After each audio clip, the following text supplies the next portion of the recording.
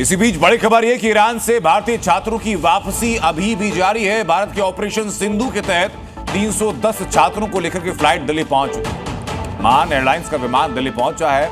कल रात 10:30 बजे एक विमान पहुंचा था। उसके बाद रात में 3 बजे एक विमान पहुंचा था। एक विमान आज सुबह 10:30 बजे पहुंचा था। वो चौथा विमान था। उसके 2 दिन पहले भी एक विमान पहुंच चुका था। अब ये 310 छात्रों और पिलग्रिम्स को लेकर के महान एयरलाइंस का विमान एक बार फिर दिल्ली पहुंचा है।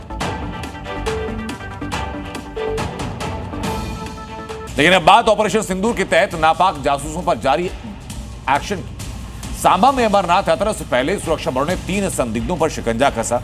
ये तीनों संदिग्ध लगातार पाकिस्तान में किसी से मोबाइल के जरिए संपर्क में, इसकी जानकारी मिली। जानकारी होने के बाद सुरक्षा बलों ने एक इंटेलिजेंस बेस्ड ऑपरेशन चलाया और इन संदिग्धों को दबोचा दिया। ऑपरेशन सिंदूर जारी, अब नापाक जासूसों की बारी। सांबा में संदिग्धों पर सुरक्षा बलों के स्ट्राइक। पहलगाम आतंकी हमले के बाद से आतंक के खिलाफ भारत का ऑपरेशन सिंदूर जारी है। भारत ने पाकिस्तान में घुसकर वहां आतंकी ठिकानों को तबाह किया।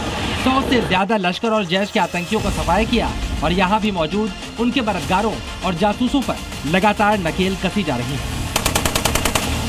अमरनाथ यात्रा से पहले एक बार फिर आतंकी साजिश पर कड़ा प्रहार किया गया।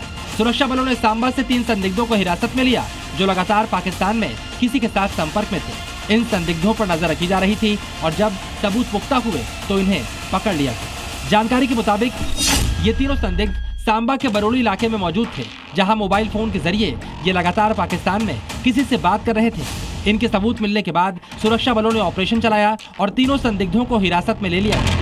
बड़ी ब्राह्मणा, सांबा और कठुआ के कई सारे इलाकों में गहन तलाशी अभियान जो है वो पिछले कई दिनों से जारी है, क्योंकि संदिग्धों की जो मूवमेंट है वो यहाँ पर देखी गई है। इससे पहले राजौरी और पुंछ में भी करीबन 300 से ज्यादा अलग अलग लोकेशंस पर यहाँ पर सर्च ऑपरेशन चलाए गए थे, जिसमें भारी तादाद में दस्तावेज और जरूरी डॉक्यूमेंट जो हैं वो भी बरामद किए गए थे। ऐसे में अब सुरक्षा बलों को जो लगातार इनपुट्स मिल रहे हैं वो ये है कि अमरनाथ यात्रा से पहले कुछ बड़े आतंकी हमला जो है वो किया जा सकता है। उसको लेकर ही लगातार अलर्टनेस जो है वो जारी की।